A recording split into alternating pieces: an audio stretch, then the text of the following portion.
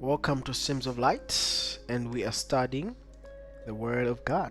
Alright, so we are continuing with common questions regarding the God we worship. We are on question number 8, and question number 8 is coming from Matthew chapter 3, verse 16 and 17. It reads, it says, "And Jesus, when he was baptized, went up straightway out of the water, and lo, the heavens were opened unto him, and he saw the Spirit of God descending like a dove and lighting upon him.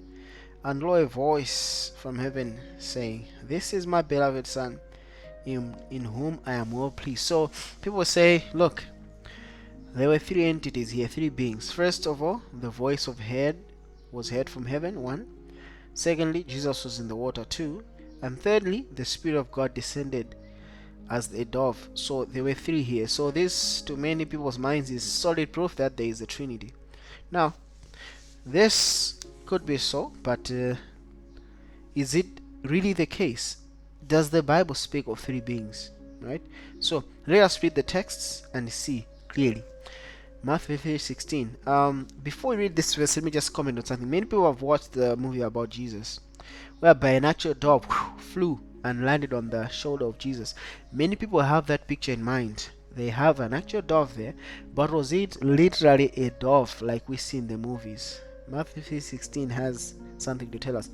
"And Jesus, when he was baptized, went up straightway out of the water, and lo, the heavens were opened." So notice, okay, let's just read first. "And lo, the heavens were opened, and he saw the Spirit of God descending like a dove and lighting upon him." Now notice, the heavens were opened. What does that mean? It means either there were clouds or the heavens began to open, like you would see in a room. Once you open the curtains, what happens? Light comes in. The windows are opened. So the heavens were opened. The atmosphere, there was an opening, right? Or a cavity in the air, right? In the atmosphere. And when this happened, what happened? The Spirit of God descending like a dove. If you've ever seen a dove or any bird, just observe a dove. When it flies, okay?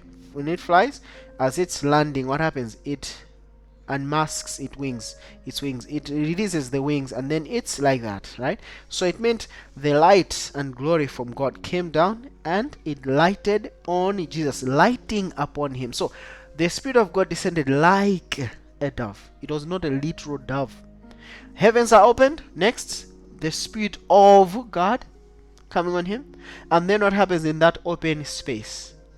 The voice of God was heard in that open space. You see? So all I see there is that the light and glory of God came forth in a visible form, and this was called the Spirit of God, his presence, right?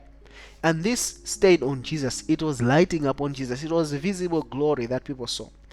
And what else did they see? They heard the voice of God, like speaking, okay, from the open sky. And what a glorious thing it was. But the movies have ruined it for us. So let's see Mark 1 verse 10. It says, "And straightway coming up out of the water, he saw the heavens opened." So the heavens were seen opened, right?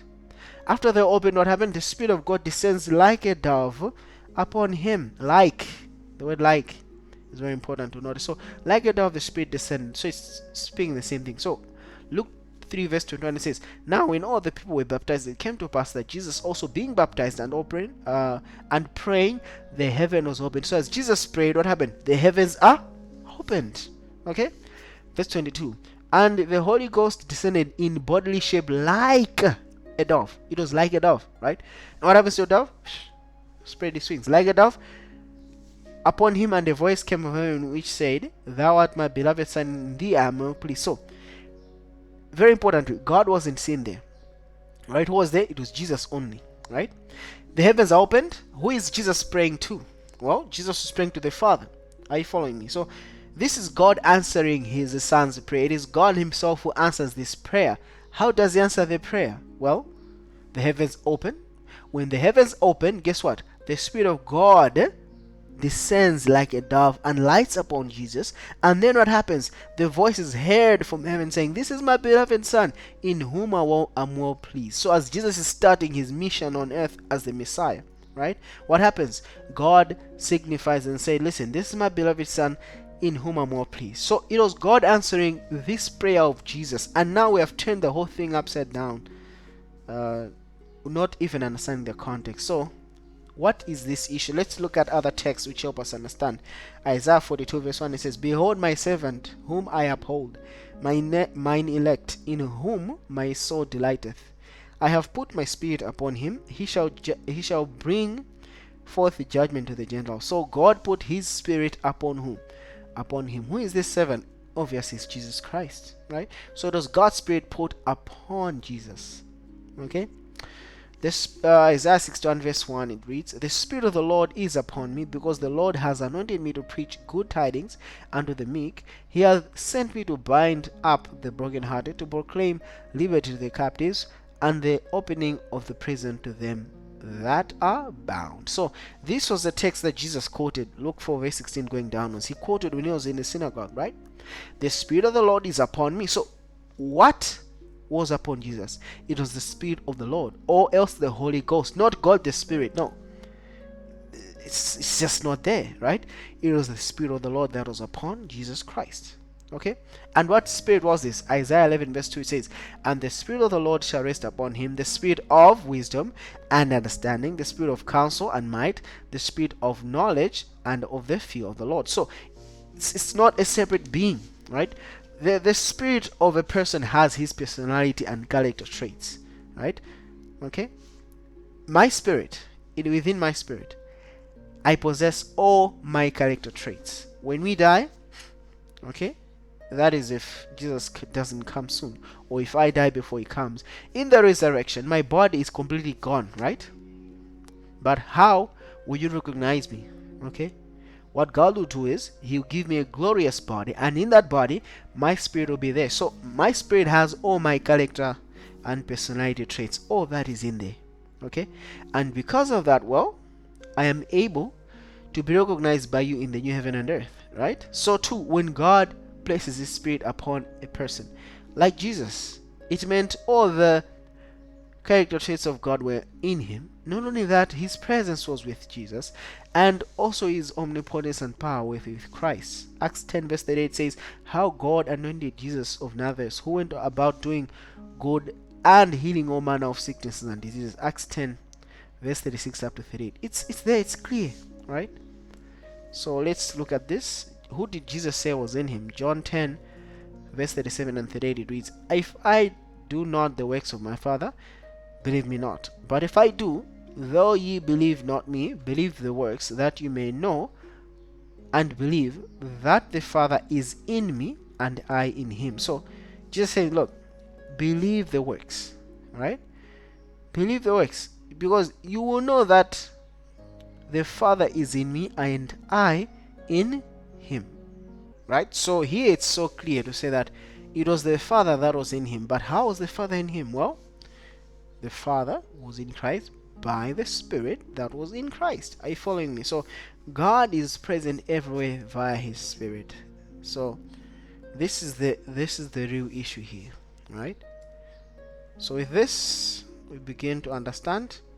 Now when Jesus, remember we talked about Jesus, when he went to heaven, God anointed him with a spirit or omnipresence, and Christ could also shed forth his life and be omnipresent.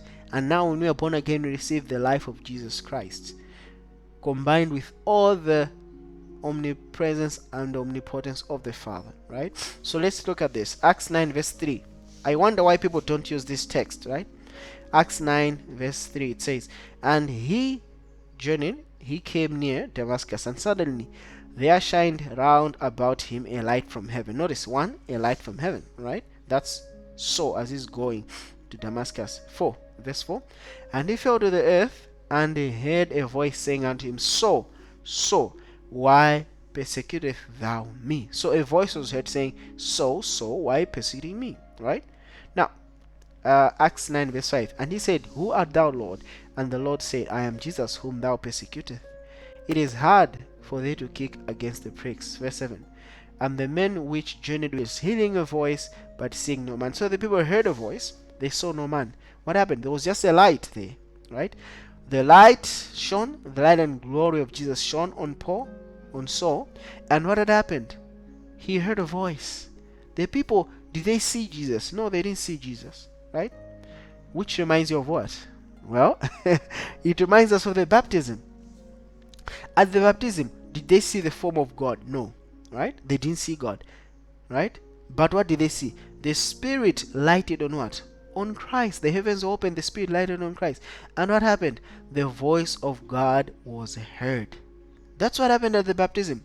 Now, most people rush and say, no, these are three beings and so on, but that's not the case. It is just the Spirit of God which was there, right? Road to Damascus, Jesus was not seen. Notice, Jesus was not seen. No. A light shone over the place, which is the same as at the baptism. The Spirit lighted on Christ. Here, a light shone. It's the same thing.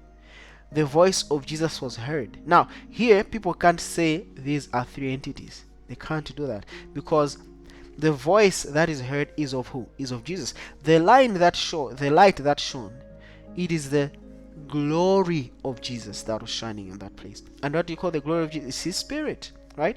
And how was Jesus able to do this? Well, we saw this in Acts 2, whereby God anointed Jesus with the Spirit. God anointed him with the Spirit, and thereby Jesus, now who was victorious over sin, he had authored a new victorious human life. What happened is this life was now made available, right? This life could now be poured out to you and me, and it was, right? At the baptism, Jesus is doing today to you and I, right? He did that to Paul. So if the road to Damascus doesn't prove any Trinity, why should the baptism scene prove any Trinity? And I've never heard any Trinitarians try to use Acts chapter 9, because it will backfire. People will begin to say, no, wait, this doesn't make sense. These things don't add up, right? So we begin to say truly that it was God who spoke those words in answer to Jesus' prayer. And He didn't not only want the people to hear, but He wanted people to witness that Jesus truly is His Son. And He did that by sending forth His Spirit, which abode on Jesus and lighted upon Him, and everyone saw this, and glorious was it. So let's see, after Jesus' resurrection, what did He do? Mark 16 verse 19 says, so then after the Lord has spoken unto them, He was received up into heaven and sat on the right hand of God. So you find that Jesus was now in heaven, right? Now, on the right hand of God, what's going on here? Mark 16 verse 20, and they went forth and preached everywhere, the Lord working with them and confirming the word with signs following. Amen. Notice what's going on here. Jesus is in heaven, right? Going everywhere to preach. Who is working with him? The Lord is working with him. But is He not in heaven? And how is He working with him on earth? Well, the book of Matthew, Mark, Luke, and John is Jesus as the man doing miracles, right? The book of Acts, it is still Jesus doing those miracles via His Spirit or His omnipresence, right? When I say omnipresence, present, my presence, I am here present. I'm not even anywhere else.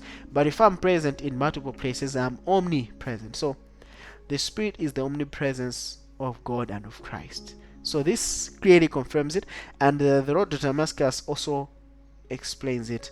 And wonderful is this. So we have the presence of Christ who walked on this earth, and He can walk with you and I, right? With this, I want to thank you. Let me invite you once again to visit our YouTube channel. Subscribe to the channel. Give our video, this video, a thumbs up so that YouTube can also take this content and subscribe and give it and suggest it to others who are looking for similar content online. I hope you are blessed. May God continue guiding you and keep you. Amen.